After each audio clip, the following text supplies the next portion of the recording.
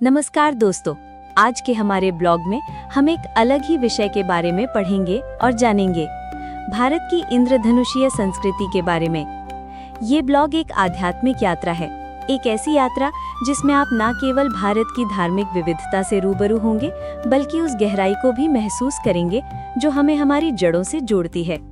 आइए हम साथ मिलकर भारत के मंदिरों की इस यात्रा पर निकलें। एक पोस्ट, एक मंदिर, एक अनुभव, हर बार। जीण माता मंदिर, आस्था, शक्ति और चमत्कारों का संगम। जीण माता राजस्थान के सीकर जिले में स्थित धार्मिक महत्व का एक गांव है। ये सीकर से 29 किलोमीटर दक्षिण में स्थित है। यहाँ की कुल जनसंख्या 4359 है। यहाँ पर श्री जीण माता जी यानी शक्ति की देवी का एक प्राचीन मंदिर स्थित है। जीण माता का ये पवित्र मंदिर सैकड़ों वर्ष पुराना माना जाता है। राजस्थान की राजधानी जयपुर से 108 किलोमीटर है। मंदिर का इतिहास। लोक मान्यताओं के अनुसार जीवन का जन्म चौहान वंश के राजपूत परिवार में हुआ। उनके भाई का नाम हर्ष था, जो बहुत खुशी से रहते थे। एक बार जीवन का उनकी भाभी के साथ विवाद हो गया और इसी विवाद के चलते जीवन और हर्ष में नाराजगी हो गई। दरअसल जीण माता का उनकी ननंद से भाई के लिए झगड़ा हो गया था। ननंद ने उन्हें कहा कि कल हम एक साथ सरोवर पर पानी भरेंगे, दोनों दो मटके उठाएंगी। हर्ष जिसका पहले मटका उतारेगा मतलब उससे अधिक प्यार करता है। हर्ष की पत्नी ने उन्हें जैसे तैसे समझा दिया कि वो बहन का मटका नहीं उतारे। इसके बाद दोनों सरोवर पहुंची और पानी का मटका भरा, परंतु घर पहुंचने पर भाई हर्ष ने पहले अपनी पत्नी का मटका उतार लिया। इसके बाद दोनों भाई बहन में विवाद हो गया। इसके बाद जीवन आरावली के काजल शिखर पर पहुंचकर तपस्या करने लगी। मान्यताओं के अनुसार इसी प्रभाव से वो बाद में देवी रूप में परिवर्तित हुई।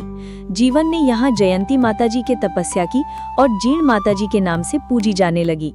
ये मंदिर चूना पत्थर और संगमरमर से बना हुआ है। ये मंदिर 8वीं शती में निर्मित हुआ था। जीण माता राजस्थान भारत के सीकर जिले के धार्मिक महत्व का एक गांव है। ये दक्षिण में सीकर शहर से 29 किलोमीटर की दूरी पर है। शहर की आबादी 4359 है, जिसमें से 1215 अनुसूचित जाति और 1130 ST लोग हैं। श्री जीण माता जी यानी शक्ति की देवी को समर्पित एक प्राचीन मंदिर है। जीण माता जी का पवित्र मंदिर माना जाता है कि ये 1000 साल पुराना है। लाखों भक्त यहाँ नवरात्रि के दौरान चैत्र और अश्विन के महीने में 2 बार एक रंगीन त्योहार के लिए इकट्ठा होते हैं। बड़ी संख्या में आगंतुकों को समायोजित करने के लिए कई धर्मशालाएं हैं। इस मंदिर के करीब ही उसके भाई हर्ष भैरवनाथ का मंदिर पहाड़ी की चोटी पर स्थित है। जीण माता जी मंदिर के पट कभी बंद नहीं होते हैं। ग्रहण में भी माई की आरती सही समय पर होती है। जीण माता जी मंदिर रेवसा गांव से 10 किलोमीटर पहाड़ी के पास स्थित है। ये घने जंगल से घिरा हुआ है। उसका पूर्ण और वास्तविक नाम जयंत लाल था। इसके निर्माण का वर्ष ज्ञात नहीं है, लेकिन सर्व मंडपा और खंबे निश्चित रूप से बहुत पुरानी है। जीण माता जी का मंदिर शुरुआती समय से तीर्थयात्रा का स्थान था और इसकी मरम्मत और कई बार पुनर्निर्माण किया गया था। एक लोकप्रिय मान्यता है जो सदियों से लोगों तक आती है कि चूरू के एक गांव घांघू में राजा गंगोसिंह जी ने इस शर्त पर उर्वशी यानी अप्सरा से शादी कर ली कि वो उसके महल में पूर्व सूचना के बिना नहीं जाएंगे। राजा गंगोसिंह जी को एक पुत्र मिला जिसे हर्ष कहा जाता था और एक बेटी जीवन थी। बाद में उसने फिर से संकल्पना की, परंतु मौके के तौर पर ये राजा गंगोसिंह जी अपने पूर्वजों से बिना बताए महल में गए और इस तरह उन्होंने अप्सरा से किए गए प्रतिज्ञा का उल्लंघन किया। तुरंत ही उसने राजा को छोड़ दिया और अपने बेटे हर्ष और जीवन को भगा लिया, जिसे वो उस स्थान पर छोड़ दिया जहां वर्तमान में मंदिर खड़ा है। यहाँ दोनों बच्चों ने अत्यधिक तपस्या का अभ्यास किया। बाद में एक चौहान शासक ने उस जगह पर मंदिर बनाया। इस मंदिर में अनगिनत चमत्कार देखे और महसूस किए जाते हैं। रोज सुबह माई को मदिरा का भोग लगाया जाता है और बड़े चाव से मैया उसको स्वीकार करती हैं। मदिरा भोग लगाते ही गायब हो जाता है और आज तक किसी को पता नहीं चला कि मदिरा जाता कहाँ है। इसके अलावा मीठे चावल का भोग भी माई को लगाया जाता है। जीण माता के मुख्य अनुयायियों में क्षेत्र के सैनी, यादव, ब्राह्मण, राजपूत, गुर्जर समाज के गोत्र लाडी, अग्रवाल, जंजीर और मीना सोनीटी बानिया शामिल हैं। जीण माता सैनी, यादव, अग्रवाल, स्वर्णकार, मीना, शेखावटी राजपूत और राजसी के योद्धा वर्ग के जंगली की कुलदेवी हैं। जीण माता के अनुयायियों की एक बड़ी संख्या कोलकाता में रहते हैं, जो माई के मंदिर पर जाते रहते हैं। जो लोग जीण माता जी को अपना मां के रूप में आदर करते हैं, उनके परिवार में नर बच्चे के जन्म के लिए प्रार्थना करते हैं और पुत्र के जन्म के बाद ही मंदिर की यात्रा करने का प्रतिज्ञा करते हैं। नर बच्चे के जन्म के बाद पूरे परिवार में जीण माता जी का दर्शन किया जाता है और मंदिर के परिसर में पहले बालकट यानी राजस्थानी में जड़ूला के रूप में जाना जाता है की पेशकश की जाती है। अनुयायी मंदिर में 50 किलो मिठाइयाँ यानी सवा मनी की नाम से जानी जाती है की पेशकश करते हैं। मुगल सम्राट औरंगजेब माता के मंदिर के मैदान पर उतरना चाहता था। उसके पुजारियों द्वारा बुलाए जाने वाला माता ने अपनी भैरों की सेना को छोड़ दिया, जो एक मक्खी परिवार की प्रजाति है, जिसने सम्राट और उसके सैनिकों को अपने घुटनों पर ले आया। उसने माफी मांगी और दयालु माताजी ने उसे अपने गुस्से से माफ कर दिया। औरंगजेब ने अपने दिल्ली महल से अखंड यानी कभी नहीं चमकता तेल का दीपक दान किया। माता के पवित्र संस्कार में ये दीपक अभी भी चमकता है। तीर्थयात्रियों के लिए सुझाव: सुबह जल्दी मंदिर पहुंचना बेहतर रहता है। भीड़ भाड़ से बचने के लिए त्योहारों के दिनों में अग्रिम योजना बनाएं। मंदिर परिसर में प्रसाद पूजा सामग्री की दुकानों की भरमार है। नजदीक में भक्त निवास, धर्मशाला और होटल भी उपलब्ध हैं। जीण माता मंदिर केवल एक मंदिर नहीं बल्कि एक जीवंत चमत्कार है। यहाँ आकर हर भक्त को मानसिक शांति, विश्वास और आश्वासन मिलता है कि उनके जीवन की बाधाएं दूर होंगी।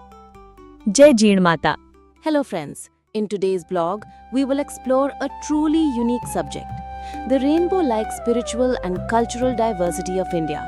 This blog is not just a read, it's a spiritual journey. A journey through which you will not only witness India's rich religious diversity, but also deeply feel the connection that ties us to our roots. Let us begin this pilgrimage together, one post, one temple, one experience at a time. Jean Mata Temple, a confluence of faith, power and miracles. Jean Mata is a village of great religious significance located in the Sikar district of Rajasthan. It lies about 29 kilometers south of Sikar, with a population of 4,359. A revered and ancient temple of Sri Jean Mata Ji, goddess of power, is situated here. Believed to be several centuries old, this holy shrine is approximately 108 kilometers from Jaipur, the capital city of Rajasthan. History of the temple. According to folklore, Jean, also known as Jeevan, was born into a Chauhan Rajput family. Her brother's name was Harsh and they lived happily, until a dispute arose between Jean and her sister-in-law. The quarrel escalated between the siblings due to a peculiar incident involving their affection for Harsh. One day, Jean's sister-in-law proposed that they both go to the lake to fetch water, each carrying a pot. Whomever Harsh helped unload the pot first would be considered his dearest. Jean's sister-in-law persuaded Harsh not to pick Jean's pot first. When they returned, Harsh helped his wife first, deeply hurting Jean. This led to a rift between the siblings. Heartbroken, Jean retreated to the Kaljal Shikhar peak of the Aravali range to meditate. According to belief, her intense penance transformed her into a divine form. She worshipped Jayanti Mataji and came to be revered as Jean Mata. The temple is made of limestone and marble and is believed to have been built in the 8th century. Though the exact year is unknown, the pillars and hall structures clearly reflect its ancient roots. Spiritual significance and rituals. Jean Mata has been a pilgrimage site since ancient times and has undergone several renovations. A popular legend tells of a king named Ganga Singh Ji of Churu who married a celestial nymph Urvashi under one condition: he would never enter her chambers unannounced. Breaking this promise one day, she vanished, leaving behind their children Harsh and Jean in the forest where the present-day temple stands. The siblings performed deep penance at this site, which later inspired a Chauhan ruler to build the temple. Countless miracles are associated with this temple. Every morning an offering of liquor is made to the goddess, which mysteriously disappears. No one has ever discovered where it goes. The goddess is also offered sweet rice daily. Followers and community. The temple draws devotees from various communities such as Saini, Yadav or Ahir, Brahmin, Rajput, Gurjar, Agrawal, Jangir, Meena and Swarnkar. She is considered the Kul Devi or family deity of many clans like Shekhavati Rajputs of Shekhavat and Swarn and Rao Rajputs and others across the region. A large number of Jean Mata's devotees reside in Kolkata who regularly visit the temple. Many devotees pray to the goddess for the birth of a male child and vow to visit the temple only after the child is born. A first haircut ritual is then performed at the temple, followed by offerings of 50 kg of sweets known as savamani. Miracle of the Eternal Lamp. Legend has it that the Mughal Emperor Aurangzeb once tried to invade the temple premises.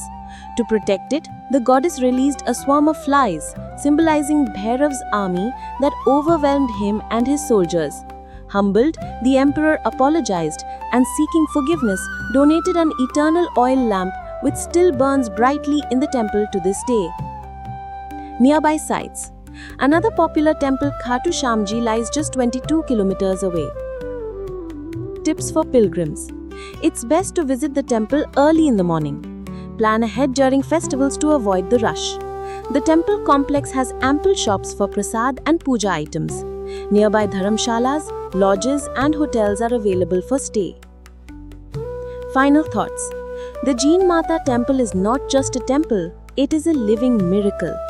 Every devotee who visits feels a sense of peace, unwavering faith, and a divine assurance that their life's obstacles will be overcome.